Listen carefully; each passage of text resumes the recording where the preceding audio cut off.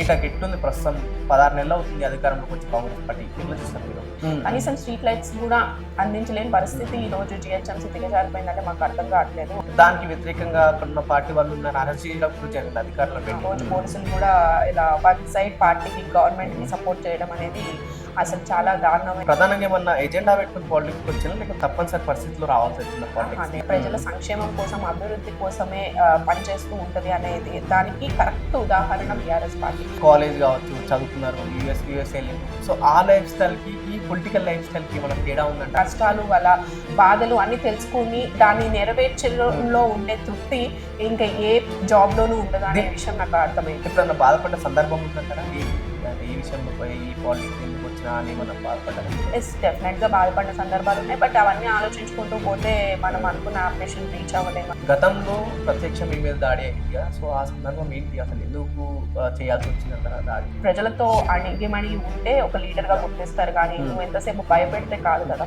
మళ్ళీ వచ్చాయా ఇప్పటి వరకు ఏమైనా బెదిరింపు కాల్స్ కానీ, ఒక as a women as corporator గా బెదిరింపు కాల్స్ వచ్చినాయా? ప్రజలకి అండదండగా ఉండాలంటే you should be an example for the development, you should not be as a destruction. ప్రజలకు నీళ్ళు అందక చాలా మందికి ఇబ్బంది పడుతుంది, సో వాటి గురించి ప్రజాపాలన అనే పేరుతో వచ్చారు, కానీ ప్రజల కోసం మాత్రం వాళ్ళు పనిచేయాలి. 30 ఏళ్ళగా హైదరాబాద్ లో ఇక్కడ పెరిగిరు. ఐటీ రంగం ఏ విధంగా అభివృద్ధి చెందుతుంటారు? మీరు చూసిన ఐటీ రంగం ఏంటిది, ప్రస్తుతం ఉన్న ఐటీ రంగం ఎట్లా చూస్తారు? వస్తారు ఎంతమంది పిల్లలకి ఈ రోజు మనకు ఉద్యోగ అవకాశాలు హైదరాబాద్ సిటీలోనే దొరుకుతుందంటే ఆఫ్టర్ బెంగళూరు మన హైదరాబాదే హై. కాంగ్రెస్ ప్రభుత్వానికి కానీ సీఎం రేవంత్ రెడ్డికి కానీ ఫైనల్ గా ఏం చెప్పదలుచుకున్నారు ప్రస్తుతం పాలన గురించి? మీరు ఇస్తానన్న 6 గ్యారెంటీలు అమల్లోకి తెచ్చేంత వరకు మేము ప్రజల పక్షాన్ని నిలబడి మేము కొట్లాడుతూనే ఉంటాం.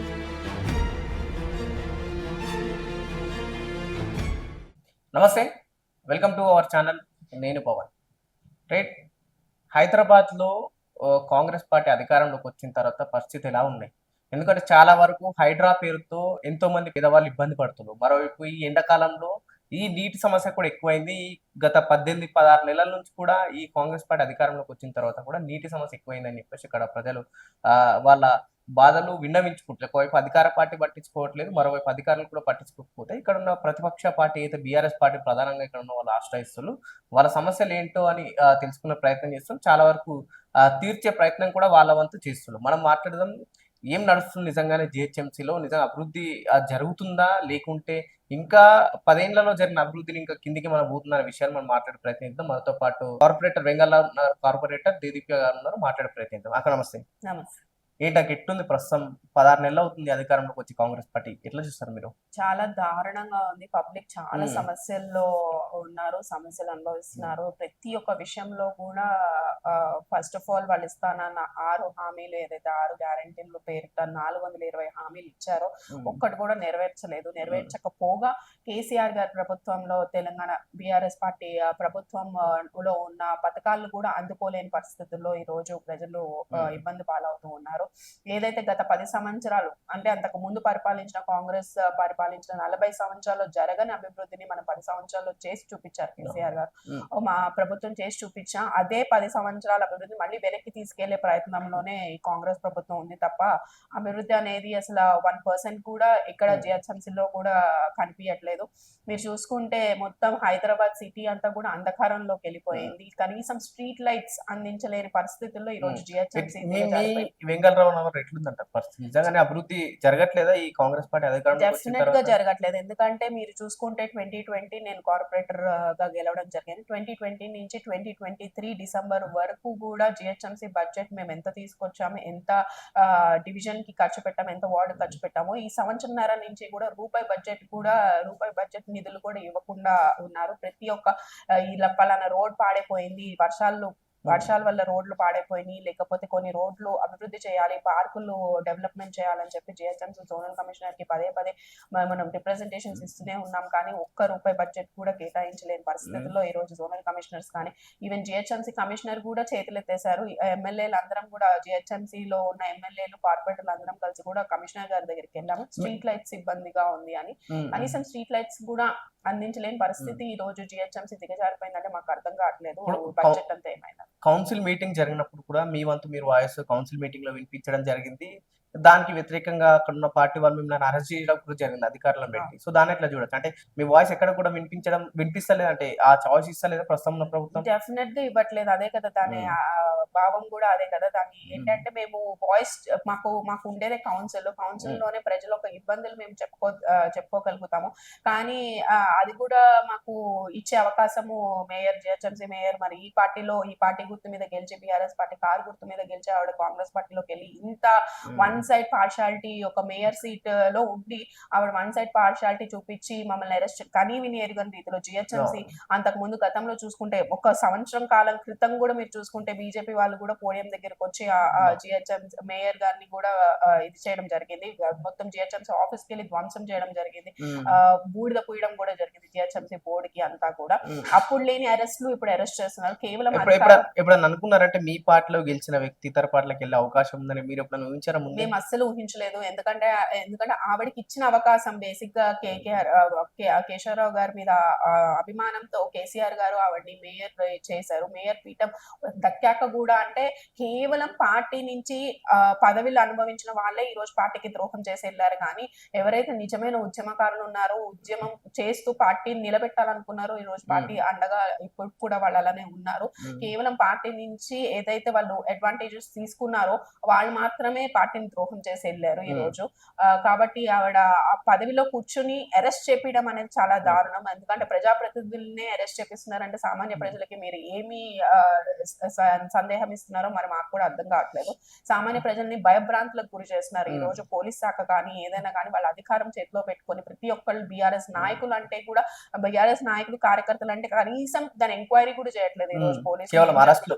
కేవలం బీఆర్ఎస్ పార్టీ అరెస్ట్‌లు నాయకులంటే అరెస్ట్ అంతే. ఇమ్మీడియట్‌లీ అరెస్ట్‌లు, ఎఫ్ఐఆర్‌లు పేద ప్రజల మీద ఎఫ్ఐఆర్‌లు హ్మ్. చేస్తున్నారు. వాళ్ళు ఒక అడ్వొకేట్‌ని పెట్టుకొని కోర్ట్ చుట్టూ తిరగాలంటే ఎంత కష్టమవుతదనేది కూడా ఆలోచించని పరిస్థితుల్లో ఈ రోజు హ్మ్. పోలీసులు గూడా ఇలా వన్ సైడ్ పార్టీకి, గవర్నమెంట్‌కి హ్మ్. సపోర్ట్ చేయడం అనేది అసలు చాలా దారుణమైన పరిస్థితుల్లో ఎట్ ఈరోజు జీహెచ్ఎంసీ ఉంది. ఎట్లా అనిపిస్తది?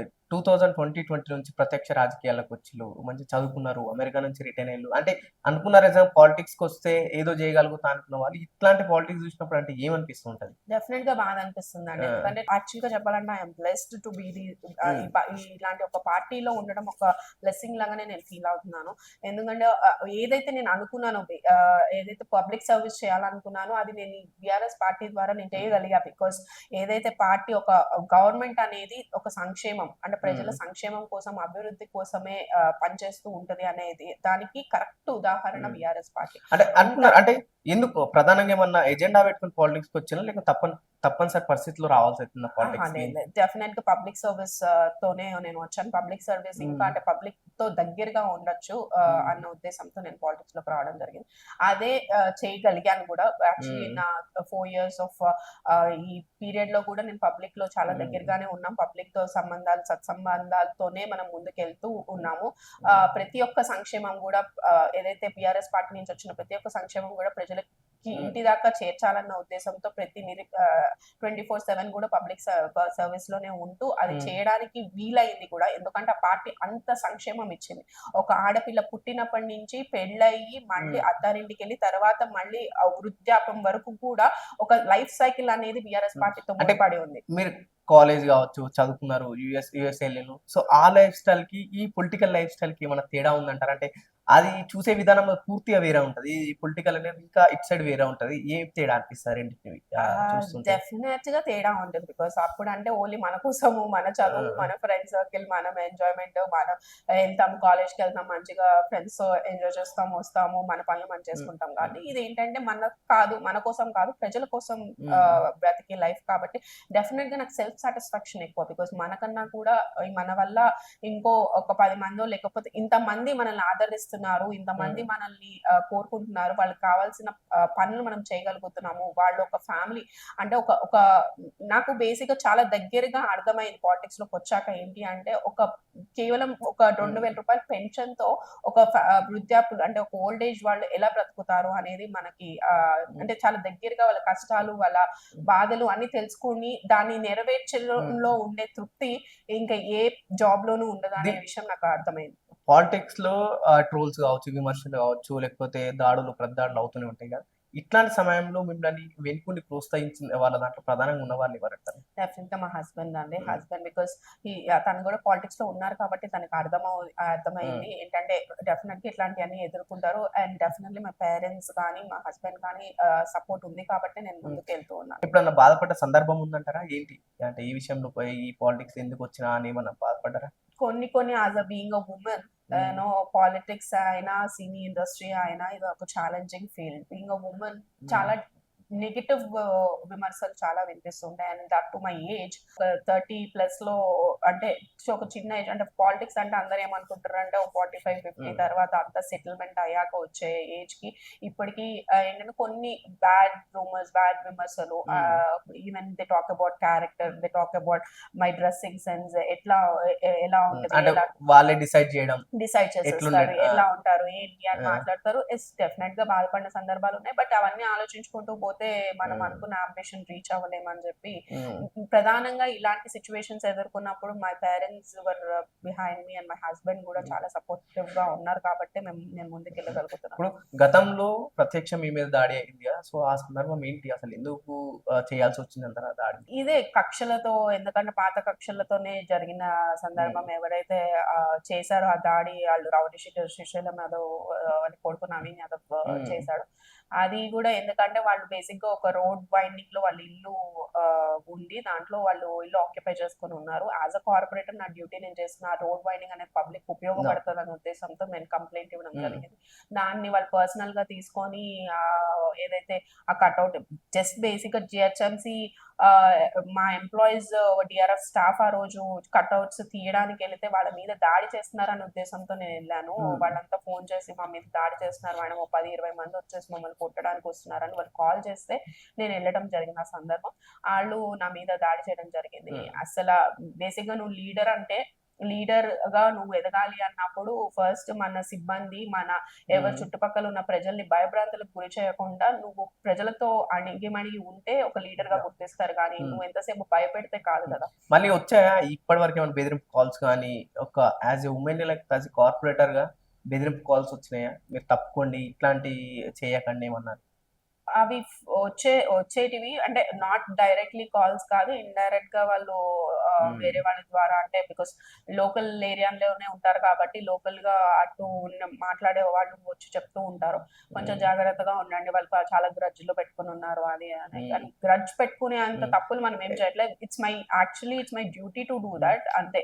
ఇప్పుడు అక్కడ రోడ్ వైండింగ్ ఇవి ఆల్రెడీ వాళ్ళు 6 crores almost 6 crores amount GHMC నుంచి డ్రా చేశారు హ్మ్. 2015లో. హ్మ్. ఇప్పుడు వరకు వాళ్ళ అదే ఇంటిని అంటే డబ్బులు ప్రజల డబ్బుల్ని వాడుకొని కూడా సేమ్ అదే ప్లేస్‌లో వాళ్ళు పొజిషన్‌లో ఉన్నారు. హ్మ్. ఆ ఇల్లు గూడా వాళ్ళది కాదు. యాక్చువల్‌గా వేరే కబ్జా చేసుకున్న ఇల్లు. సరే అది సెకండరీ ఇష్యూ. అది ఓనరు వాళ్ళకి కొట్లాట్లు అవుతున్నాయి. అది కోర్ట్‌లో జరుగుతుంది. But as a GHMC corporator of the local division నాకు ఆ రోడ్ వైండింగ్ అనేది ప్రధానమైన సమస్య. నో. ఎందుకంటే అక్కడ మొన్ననే మీరు చూసుకుని ఉంటే ఒక 6 మంత్స్ బ్యాక్ ఒక బస్ టర్నింగ్‌లో ఒక హ్మ్. పాప బస్ దిగుతూ నో. చనిపోవడం జరిగింది. అంటే అదొక అబ్‌స్ట్రక్షన్ లాగా ఉంది బేసికల్లీ. ఆ ఇల్లు కూడా హ్మ్. వాళ్ళ ఇల్లు కూడా టర్నింగ్‌లో చాలా అబ్‌స్ట్రక్షన్ లాగా హ్మ్. ఉంటది. సో, దాని మీద నేను ఫైట్ చేస్తున్నాను. ఎందుకంటే ప్రజలకి ఉపయోగపడే పని పైగా ప్రజాధనం తిన్నాక నువ్వొక హ్మ్. ఆహ్, బేసిక్‌గా ఆయన ఏదో చెప్పుకుంటాడు. నేను కంటెస్టెడ్ ఎమ్మెల్యే జూబ్లీహిల్స్‌కి అని చెప్తాడు. నిజంగా నువ్వు కంటెస్టెడ్ ఎమ్మెల్యే నువ్వు ఇక్కడ హ్మ్. నుంచోవాలి ప్రయత్నించాలంటే నువ్వు ప్రజలకి అండదండగా ఉండాలి. అంటే you should be an example for the hmm. Development. You yes. Should not be as a destruction. Hmm. అంటే అక్కడ డెవలప్‌మెంట్ జరగకుండా నువ్వే ఆపుతుంటే హ్మ్. ఇంక నువ్వేమి ప్రజలకి ఏమి హ్మ్. సందేశం ఇస్తున్నావో గూడా అంటే నాకు ఇట్లాంటి ఛాలెంజెస్ ఫేస్ చేసినప్పుడు మీకెదురైనప్పుడు ఎట్లా అనిపిస్తది యాస్ ఎ వుమెన్‌గా? అంటే జెంట్స్ ఏందంటే సరే వాళ్ళు దాడి చేసినప్పుడు కొట్లాటకు ఇంకో ఎళ్తారు. యాస్ ఎ వుమెన్‌గా మీకేమనిపిస్తుండే?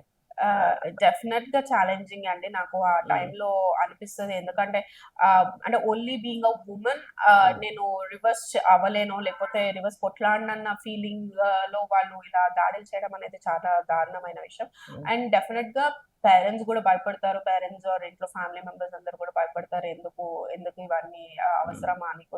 నువ్వు యూఎస్ నుంచి వచ్చావు. నువ్వు హ్మ్. చదువుకున్నావు. నీకు జాబ్ ఏదైనా కావాలంటే మంచి జాబ్ కూడా చేసుకోవచ్చు. ఏమన్నా చేసుకోవచ్చు. కానీ ఎందుకు ఇవన్నీ అవసరమా అన్నట్టు ఒక హ్మ్. అంటే కొంత టైం మళ్ళీ వాళ్ళని ఒప్పించాలి. లేదు హ్మ్. బికాస్ ఓవరాల్ దిస్ నేను ఏమంటున్నా అంటే ఆల్ ఆఫ్ దిస్ నాకు ఏదైనా నా మీద విమర్శలు కావచ్చు, లేకపోతే ఎటువంటి నెగటివ్ కామెంట్స్ కావచ్చు, ఎటువంటి దాడులు కావచ్చు, ఆల్ దిస్ నాకు సాటిస్ఫాక్షన్ ఇచ్చేది పబ్లిక్ సర్వీస్. ఏదైతే ఒక పబ్లిక్ ఇంట్లో సమస్య అవగానే ఉంది, ఇట్లాంటి సమస్య ఉంది అని పబ్లిక్ నా దగ్గరికి దాకా వస్తున్నారు అంటే ఒక నమ్మకంతో వస్తారు. ఇట్లాంటి అయినప్పుడు మోటివేషన్ ఏంటి ఇదే వస్తుందా అంటే? ఇదే డెఫినెట్ గా నాకు మోటివేషన్ పబ్లిక్ ఇస్తున్నారు మళ్ళీ. ఎందుకంటే లేదు మేము మీతో ఉన్నాము, మీతో మేము నిలబడతాము, నువ్వు మాకు అంటే 24 గంటలు మాకు నువ్వు అందుబాటులో ఉండే లీడర్ చాలా అరుదుగా దొరుకుతారు కాబట్టి నువ్వు మాతో ఉన్నావు కాబట్టి డెఫినెట్ గా ఇటువంటి వాటికి మేము మీ వెనకాల ఉంటామని సపోర్టివ్ సిస్టమ్ ఏదైతే ఉందో పబ్లిక్ నుంచి కావచ్చు, మా కార్యకర్తలు కావచ్చు, నాయకులు కావచ్చు, అందరు కూడా నాతో ఫ్యామిలీ మెంబర్స్ లాగా ఉంటారు, అక్క వదిన అనుకుంటూనే ఉంటారు. కాబట్టి చాలా సపోర్టివ్ గా, అంటే నెక్స్ట్ ఫ్యామిలీ అనుకోవాలి బిఆర్ఎస్ పార్టీలో ఉన్న కార్యకర్తల నాయకులు. నాకు ఆఫ్టర్ మా ఫ్యామిలీ తర్వాత ఇది కూడా ఒక ఫ్యామిలీ లాగానే నన్ను ఇంటి అమ్మాయిగా భావిస్తారు. మెయిన్ గా దానికి కారణం నేను ఇదే ఏరియాలో పుట్టి పెరగడం వల్ల, ప్రాపర్ ఇక్కడే సిద్ధార్థ నగర్ లోనే పుట్టాను పెరిగాను, ఇక్కడ ఇదే కాలనీలో ఇదే డివిజన్ లో పుట్టి పెరిగి డివిజన్ కి సర్వీస్ చేయడం అనేది చాలా అరుదుగా దొరుకుతుంది. ఎందుకంటే మన ఏరియాకి మనం డెవలప్మెంట్ చేసుకోవడం అనేది చాలా అరుదుగా దొరికే అవకాశం కాబట్టి ఈ అవకాశం నేను అలానే వినియోగించుకోవాలని నేను ఇప్పుడు జిహెచ్ఎంసీలో ఎన్నో సమస్యలు ఉన్నాయి అక్క. ఒక కార్పొరేటర్ దగ్గరకు వచ్చి నీటి సమస్య, డ్రైనేజ్ సమస్య, ఇట్లాంటి ఎన్నో ఉన్నాయి. ప్రస్తుతం సమ్మర్లో ప్రధానంగా వచ్చే సమస్య నీటి సమస్య. ప్రజలకు నీళ్ళు అందక చాలా మంది ఇబ్బంది పడుతుంది. సో వాటి గురించి ఏం చెప్తారు ప్రస్తుతం? డెఫినెట్ గా అండి, మీరు లాస్ట్ సమ్మర్ కి చూసుకుని ఈ సమ్మర్ కి చూసుకుంటే మాత్రం చాలా డిఫరెన్స్ కనిపిస్తుంది. ఎందుకంటే 23 సమ్మర్ లోకి ఇప్పటికి కూడా, ఎందుకంటే అది ఏమైపోయిందంటే మెయిన్ గా వాటర్ ట్యాంకర్స్ సప్లై మనం ఓన్లీ 5 వరకు అని మనం రెస్ట్రిక్ట్ చేసాం. ఎందుకంటే ఈ ఏదైతే కమర్షియల్ సప్లైస్ ఉంటాయో దాన్ని కొంచెం రెస్ట్రిక్ట్ చేసి పబ్లిక్ కి ఫస్ట్ వాటర్ ఇవ్వాలి, తర్వాత మీరు వాటర్ ట్యాంకర్స్ అనేది కొంచెం ఎమర్జెన్సీ కేసెస్ లో అలా నింపి పెట్టించుతారు. బట్ ఇప్పుడు మీరు చూస్తే 24/7 సర్వీస్ ఉంది. అంటే ఇప్పుడు చాలా మంది జిహెచ్ఎంసీలో నీటి సమస్య ఇబ్బంది పడుతుంది. తాగడానికి నీళ్లు లేవు, అవసరాలకు నీళ్లు లేవు, డే బై డే వస్తున్నాయి, రెగ్యులర్ రావట్లేదు, ఇట్లాంటి సమస్యలు అదే చెప్తున్నా. ఎందుకంటే దానికి కారణం ఏంటి అంటే వాటర్ ట్యాంకర్ సప్లై ఎక్కువైపోయింది. బేసికల్ గా కమర్షియల్ నీడ్స్ ఏదైతే డబ్బులు వసూలు చేసే పనులు ఎక్కువైపోయింది ప్రభుత్వంలో, కానీ ప్రజలకు ఇచ్చే దాంట్లో ఏమి లేదు. మెయిన్ గా చూసుకుంటే మాకు వచ్చి జవహర్ రెహమత్ నగర్ వచ్చి అంతా కూడా గ్రావిటీ సప్లై. నాకు ఈ కాలనీస్ వచ్చి ఓవర్ హెడ్ ట్యాంక్ సప్లై ఉంటుంది, అక్కడేమో గ్రావిటీ సప్లై ఉంటుంది. గ్రావిటీ సప్లై అంటే ఓన్లీ ఆన్లైన్ నుంచి వచ్చే సప్లై వెళ్ళాలి. ఆ సప్లైని ఆపి వాళ్ళు వాటర్ ట్యాంకర్స్ ని అంతా నింపేసి డిపార్ట్మెంట్ అంతా ఇచ్చేస్తారు. పదే నేను ఇక్కడి నుంచి అయితే రిజర్వాయర్ నుంచి వాటర్ వస్తూ అక్కడికి వెళ్ళి జిఎం గారితో మాట్లాడాము, మొత్తం పబ్లిక్ అందరిని తీసుకుని వెళ్ళి చెప్పి మేము అడగడం కూడా జరిగింది, గట్టిగా మేము డిమాండ్ కూడా చేయడం జరిగింది. ఎందుకంటే ఇలా ఆపి మీరు వాటర్ ట్యాంకర్ సప్లై చేయడం అనేది కరెక్ట్ కాదు, మీరు డెఫినెట్ గా మాకు పబ్లిక్ కి వాటర్ అందించాల్సిందే అని చెప్పి మేము డిమాండ్ చేయడం జరిగింది. అండ్ రీసెంట్ గా మీరు 1 వీక్ నుంచి కూడా చూసుకుంటే 1 వీక్ 10 days నుంచి చూస్తే ఎండి అశోక్ రెడ్డి గారు కూడా ఎంత దారుణంగా అంటే మోటార్స్ సీజ్ చేయడానికి తిరుగుతున్నారు. ఓకే, డెఫినెట్లీ చాలా వరకు అసలు మీరు నీళ్ళే ఇవ్వట్లేదు, మోటార్ సీజింగ్ వస్తున్నారు. ఫస్ట్ నీళ్ళు ఇవ్వండి, మోటార్ ఇప్పుడు నీళ్ళు ఇచ్చి నువ్వు సఫిషియెంట్ ఆఫ్ వాటర్ ఇచ్చి మోటార్ పెట్టారా అంటే ఓకే, డెఫినెట్ గా మీరు సీజ్ చేసే అవకాశం. అసలు నీళ్ళు ఒక చుక్క నీళ్లు లేవు, మీరు మోటార్ సీజింగ్ వస్తున్నారంటే అంటే ఇక్కడ కేవలం ఈ ప్రభుత్వము డిస్ట్రక్షన్స్ కి, అంటే ఓన్లీ డెమాలిష్మెంట్స్, హైడ్రా పేరు మీద డెమాలిష్మెంట్లు ఇట్లాంటి పేర్లో అంటే ప్రభుత్వం దించే పరిస్థితుల్లోనే వాళ్ళు పనిచేస్తున్నారు అధికారులందరూ. కానీ అసలు ప్రజల కోసం అయితే ప్రజాపాలన అనే పేరుతో వచ్చారు, కానీ ప్రజల కోసం మాత్రం వాళ్ళు పనిచేయట్లేదు. 16 నెలల పాలన ఎట్లుందంటారు మరి? అంటే వాళ్ళు ఏం చెప్తున్నారంటే 9.5 ఏళ్లలో బీఆర్ఎస్ పార్టీ చేయలేదు, మేము వచ్చిన 10-15 నెలల్లోనే మేము చేసి చూపెడుతున్నాం అని చెప్పేసి రేవంత్ రెడ్డి గారు స్వయంగా చెప్తున్నారు స్టేజ్ లో. ఏం చేశారు రేవంత్ రెడ్డి గారు? మాకైతే కనిపించలేదు ఎటువంటి అభివృద్ధి. వార్డ్ వైజ్ మీరు చూసుకున్నా, మీరు పల్లెలకు వెళ్ళండి, పట్టణాలకు వెళ్ళండి, ఎక్కడైనా వెళ్ళండి, వార్డ్ వైజ్ చూసుకోండి ఏం అభివృద్ధి జరిగింది. వార్డ్ వైజ్ వెళ్ళి ప్రజల మధ్యలోకి వెళ్ళి అడగండి ఏం అభివృద్ధి జరిగింది. మాకైతే కనిపించట్లేదు. మాకు సంవత్సరంన్నర నేను చెప్తున్నా, యాజ్ అ డివిజన్ కార్పొరేటర్ రూపాయి బడ్జెట్ నాకు జోనల్ కమిషనర్ ఇవ్వాలి, జిహెచ్ఎంసీ నుంచి వాటర్ బోర్డు నుంచి రూపాయి బడ్జెట్ రాలేదు. ఏదైతే ఎమ్మెల్యే గారి బడ్జెట్స్ మామూలుగా కాన్స్టిట్యున్సీ డెవలప్మెంట్ ఫండ్స్ ఉంటాయి ఉంటాయి, అవి రూపాయి ఇవ్వలేదు. ఇప్పుడు బీఆర్ఎస్ పార్టీ ఎమ్మెల్యేస్ కి ఎవరికి కూడా కాన్స్టిట్యున్సీ డెవలప్మెంట్ ఫండ్స్ ఇవ్వలేదు. ఇక్కడ ఇన్ఛార్జ్ మినిస్టర్ అని పొన్నం ప్రభాకర్ గారు సిటీ ఇన్ఛార్జ్ మినిస్టర్ అని ఆయన చేతుల్లోనే ఫండ్స్ అన్ని పెట్టుకున్నారు. మరి వాళ్ళు కూడా ఎప్పుడు రాలేదు. ఇప్పుడు నేను చెప్తున్నా, మా దగ్గర జవహర్ నగర్ లో water line 50 lakhs rupees budget లో 2023 అక్టోబర్ లో శాంక్షన్ అయింది. నేను ఆ శాంక్షన్ లెటర్ కూడా ఇస్తా, ఆ శాంక్షన్ లెటర్ కూడా మీకు అందిస్తా. 2023 అక్టోబర్ లో శాంక్షన్ అయిన పనులు ఇప్పుడు వరకు మొదలు పెట్టలేదు. ఎందుకు అంటే ఎలక్షన్ కోడ్ వల్ల 1 to అంటే డిసెంబర్, అక్టోబర్, నవంబర్, డిసెంబర్ లో ఎలక్షన్ కోడ్ వల్ల పని ఆపాను అన్నారు. తర్వాత ఎంపీ ఎలక్షన్ వచ్చింది, ఎంపీ ఎలక్షన్ కోడ్ వల్ల పనులు ఆపాము అని చెప్పారు. ఎంపీ ఎలక్షన్ తర్వాత టెండర్ లో పెట్టారు. టెండర్ లో పెట్టిన పనిని ఈ రోజు వరకు చేయలేదు. దానికి కారణం ఏంటంటే పొన్నం ప్రభాకర్ గారు వచ్చి ఇనాగ్రేషన్ చేయాలంట. ఆయన వచ్చి ఇనాగ్రేషన్ చేసేంత వరకు ఎండి అశోక్ రెడ్డి గారు ఇవి మాకు డైరెక్ట్ జిఎం గారు చెప్పిన స్టేట్మెంట్ ఇది. ఎండి అశోక్ రెడ్డి గారు చెప్పారంట, పొన్నం ప్రభాకర్ గారు ఇన్ఛార్జ్ మినిస్టర్ వచ్చి ఇనాగ్రేషన్ చేసేంత వరకు ఏ పనులు చేయకూడదు. ఇది నేను కేవలం ఆ బడ్జెట్ శాంక్షన్ చేసుకోవడానికి రీజనే సమ్మర్. అంటే ఎందుకు ఇప్పుడు దాదాపు 20కి పైగా ఎమ్మెల్యేలు ఉన్నారు, అత్యధికంగా కార్పొరేట్ ఉంది కూడా బీఆర్ఎస్ పార్టీకి. జిహెచ్ఎంసీ పరిధిలో అయితే ఒక గ్రిప్ ఉంది మాత్రం బీఆర్ఎస్ పార్టీకి. ఇంత ఉన్న వ్యవస్థ ఉన్నాక కూడా ఎందుకు పార్టీ అధికారంలో ఉన్న పార్టీ ఎందుకు ఫండ్స్ ఇవ్వట్లేదు అంటారు?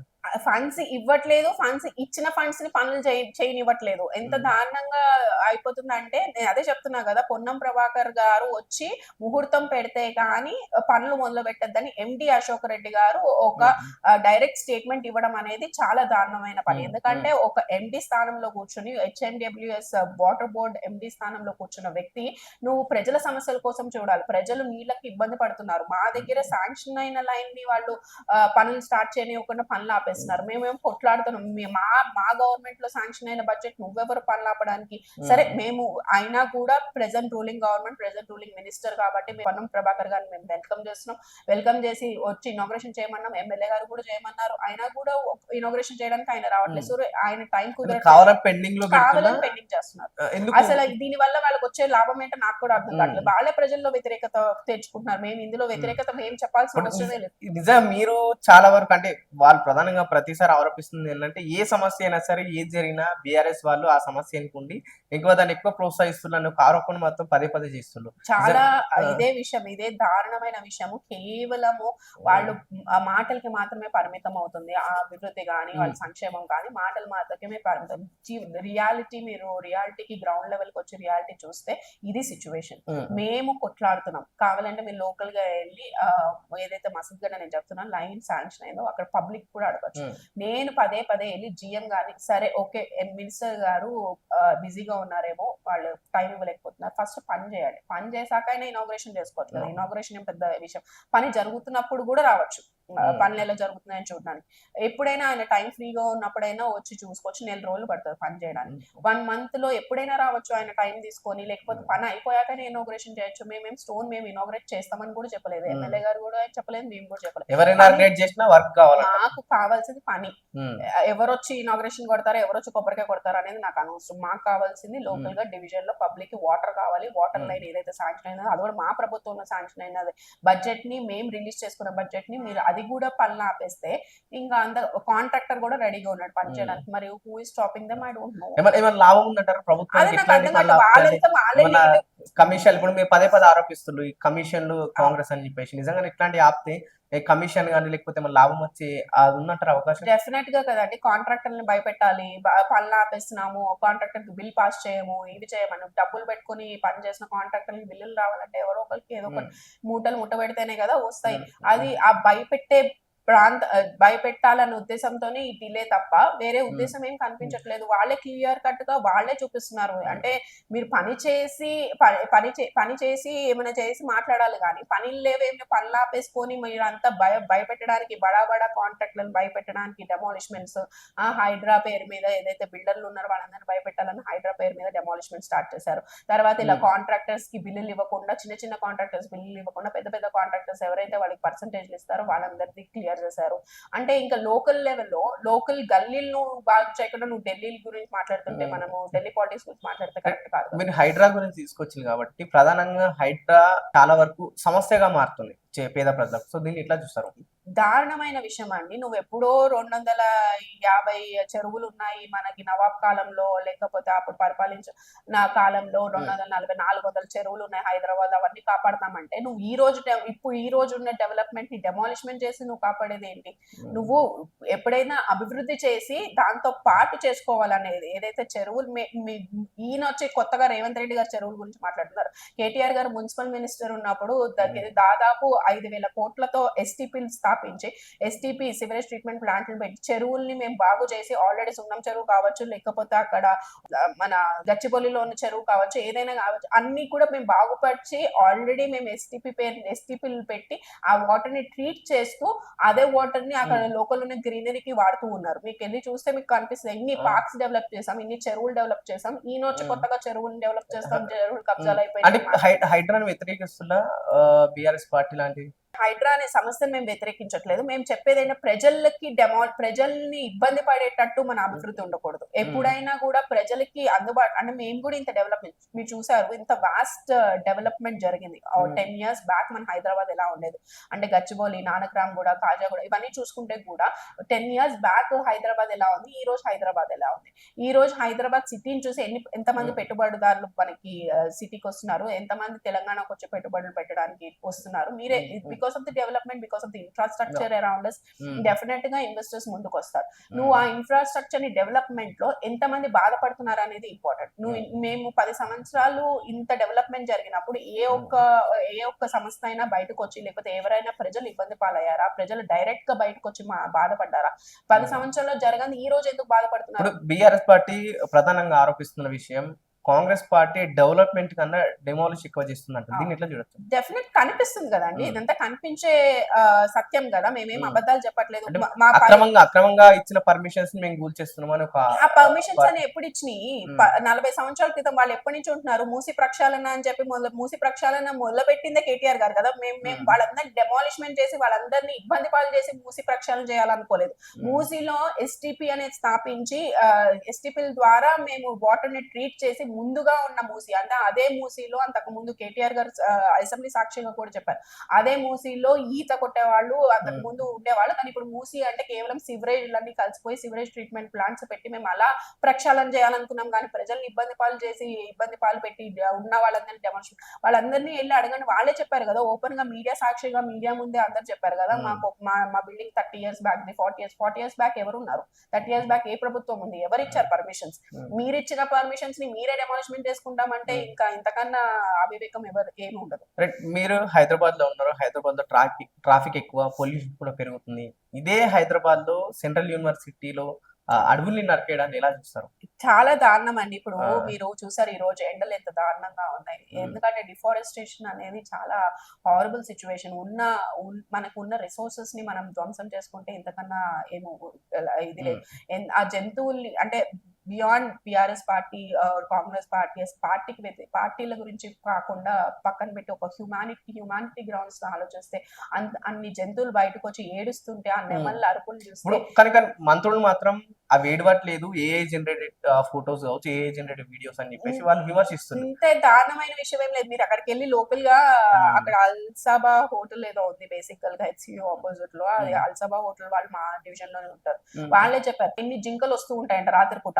అవన్నీ అబద్ధాలు కాదు కదా. ఒక దగ్గర అంటే 200 నుంచి 500 పైగా జింకలు ఉన్నాయనేది వాళ్ళు ఇప్పుడు ఏదైతే ఈ ఎన్జిఓస్ కానీ యానిమల్ ఎన్జిఓస్ కానీ వాళ్ళు చెప్తున్న రికార్డ్స్, మేము చెప్తున్న రికార్డింగ్ కాదు. ఇది డైరెక్ట్ గా వాళ్ళే వచ్చి చెప్తున్నారు.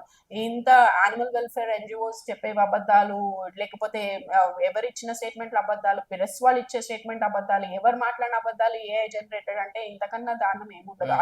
అవి ఆ బాధలు అంటే అరిచే అరుపులు విన్న వాళ్ళకి తెలుస్తుంది కదా ఆ నొప్పి, ఆ బాధ అనేది అక్కడ ఉన్న వాళ్ళకి అర్థమవుతుంది. నువ్వు వెళ్ళి లోకల్ అక్కడ ఈ ప్రొటెస్ట్ గానీ, ధర్నాలు గానీ ఇట్లాంటి అల్లర్లు జరగడానికి కూడా కారణం బీఆర్ఎస్ పార్టీ. బీఆర్ఎస్ డబ్బులు ఇచ్చి ప్రోత్సహిస్తుందని ఇలాంటి ఆరోపణ వస్తుందనే కేటీఆర్ గారు కానీ మాకు పార్టీ స్టాండ్ ఏంటి అంటే మీరు ఏదైనా చేయాలనుకుంటే మీ వార్డ్ లో మీ దగ్గర ప్రొటెస్ట్ చేయండి, మీ దగ్గర నుంచి మీరు వాయిస్ రేస్ చేయండి, కానీ మీరు అక్కడికి వెళ్ళొద్దు అని మాకు పార్టీ ఇన్స్ట్రక్షన్స్. యూనివర్సిటీ దగ్గరికి వెళ్ళొద్దని. ఎందుకంటే కేవలం యూనివర్సిటీ విద్యార్థులు బయటకు వచ్చి ఈ రోజు ఆ 400 ఎకరాలు ఏదైతే ఉందో కాంపౌండ్ వాల్ కూడా పెట్టింది. ఉంది. కాంపౌండ్ వాల్ లోపలికి వెళ్ళి నువ్వు ధ్వంసం చేస్తున్నావు, కాంపౌండ్ వాల్ బయట కాదు. ఇప్పుడు యూనివర్సిటీలో చదివే స్టూడెంట్, ఇప్పుడు నా యూనివర్సిటీ నేను సిబిఐటిలో చదివాను.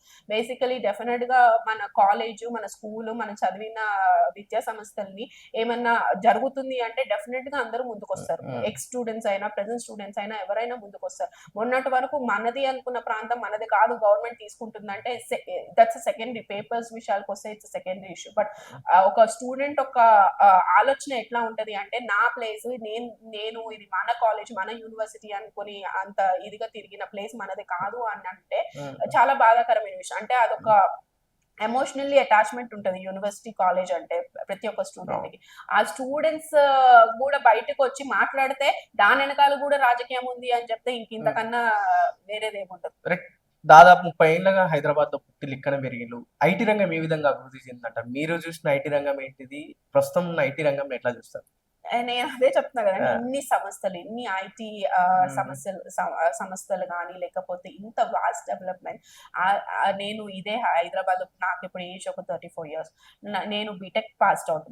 బీటెక్ పాస్ అయ్యాక మాకు ప్లేస్మెంట్స్ ఉన్నాయి. మాకు ఉన్నప్పుడు ఉన్న సంస్థలు కానీ అప్పుడు ఉన్న ఐటీ కంపెనీస్ కి ఇప్పుడున్న ఐటీ కంపెనీస్ కి ఎంత మందికి ఉద్యోగ అవకాశాలు ఉన్నాయి, ఎంత మంది ఇంజనీరింగ్. ఇప్పుడు చూసుకుంటే దగ్గర 200 యూనివర్సిటీస్, 200 పైన కాలేజెస్ ఉన్నాయి మనకి ఇంజనీరింగ్ కాలేజ్. అంటే ఎంత మంది పాస్ అవుట్ అయ్యి వస్తారు, ఎంత మంది పిల్లలకి ఈ రోజు మనం ఉద్యోగ అవకాశాలు హైదరాబాద్ సిటీలోనే దొరుకుతుందంటే ఆఫ్టర్ బెంగళూరు మన హైదరాబాదే ఐటీ హబ్. మీరు బీటెక్ ఫైనల్ ఇయర్ ఉన్నప్పుడు ప్లేస్మెంట్స్ ఆ టైంలో ఉన్నప్పుడు ఎక్స్పెక్ట్ చేశారంటే మీ బ్యాచ్ లో కానీ మీ ఫ్రెండ్స్ చేస్తే హైదరాబాద్ లోనే జాబ్ చేయాలని మన ఉండేనా? అంటే గతంలో లేకపోతే ప్లేస్మెంట్ ఇతర రాష్ట్రాలు కావచ్చు, లేకపోతే ఇతర దేశాలలో ఇతర రాష్ట్రాలకు వెళ్ళాల్సి వచ్చిన అవకాశం ఉంది. అంటే ప్లేస్మెంట్ వచ్చినా కూడా ట్రైనింగ్ కానీ దేనికి కానీ బెంగళూరుకి వెళ్ళాల్సి అవకాశం కొన్ని కంపెనీస్ అట్లనే చెప్పారు. ఎందుకంటే ట్రైనింగ్ కి బెంగళూరు వెళ్ళాలి, లేకపోతే అవకాశం ఏదైనా సరే ఐటీ జాబ్స్ అంటే బెంగళూరు అనేదే మాకు చిన్నప్పటి నుంచి స్టాండ్ అట్లనే చెప్పేవాడు. బట్ ఇప్పుడు ఉన్న పిల్లలకి చూస్తే మీరు పాస్ అవుట్ అవ్వగానే మీకు ఇక్కడే అవకాశాలు వస్తున్నాయి, ఇక్కడే ప్లేస్మెంట్స్ వస్తున్నాయి. ఎన్ని కంపెనీస్ ఇక్కడికి వచ్చి కేవలం మన ఇన్ఫ్రాస్ట్రక్చర్ చూసే కదా ఇన్ని కంపెనీస్ వచ్చి ఇక్కడ పెట్టుబడులు పెడుతున్నారు. గవర్నమెంట్ సైడ్ గవర్నమెంట్ చూస్తే ఓన్లీ గవర్నమెంట్ జాబే కాదు, మనం ప్రొవైడ్ చేసే ఇన్ఫ్రాస్ట్రక్చర్ వల్ల ఎన్ని పెట్టుబడిదారులు ఎంతమంది వచ్చి పెట్టుబడులు పెట్టి ఇక్కడ ఐటీ ఇండస్ట్రీస్ స్థాపిస్తున్నారు అనేది కూడా ముఖ్యమే. దాని ద్వారా వచ్చే ఉద్యోగాలు కూడా మనకు గవర్నమెంట్ కే బెనిఫిట్. తేడా ఉందంటారా గతంలోకి ఇప్పటికి హైదరాబాద్ కి? ఇది నేను చూసిన హైదరాబాద్ అని ఏమన్నా ఉందా? డెఫినెట్లీ, బికాస్ నేను చెప్తున్నా కదా, బేసిక్ గా నేను ఈ మాట కూడా చెప్తున్నాను. మాది Andhra background, basically we are settlers. మా మదర్ ఫాదర్ వచ్చి ఇక్కడ సెటిలర్. నేను బార్న్ బ్రాట్ అప్ హైదరాబాద్.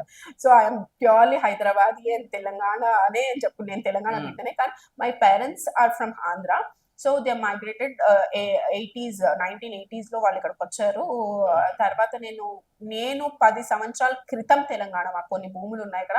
అవి అప్పట్లో ఏంటంటే బీడు భూములు, తెలంగాణ అంటే బీడు భూములు కేవలము ప్లాటింగ్ కి, రియల్ ఎస్టేట్ కి పనికొస్తుంది కానీ పంటలు పండించడానికి పనికిరాని భూములు అని చెప్పేవాళ్ళు. బట్ ఈ రోజు మీరు పల్లెలకి వెళ్ళి చూస్తే ఆంధ్రాని మించిపోయింది. నేను చెప్పాలంటే అది ఆంధ్ర అయినా మేము హాలిడేస్ కి వెళ్ళి అక్కడ ఆంధ్రాలో ఉన్న పల్లెలు పంటలు కోసమే, యాక్చువల్ పచ్చదనం కోసమే ఆంధ్రప్రదేశ్ అంటారు. ఆంధ్రాకి వెళ్ళి 10 years బ్యాక్ పచ్చదనం అంటే ఆంధ్రప్రదేశ్ అని మాట్లాడతారు. కానీ ఈ రోజు చూసుకుంటే మీరు ఆంధ్రాని మించిపోయిన పచ్చదనం మనకు తెలంగాణ రాష్ట్రంలో కనిపిస్తుంది. దానికి కేవలం లిఫ్ట్ ఇరిగేషన్ ప్రాజెక్ట్స్ కాదా?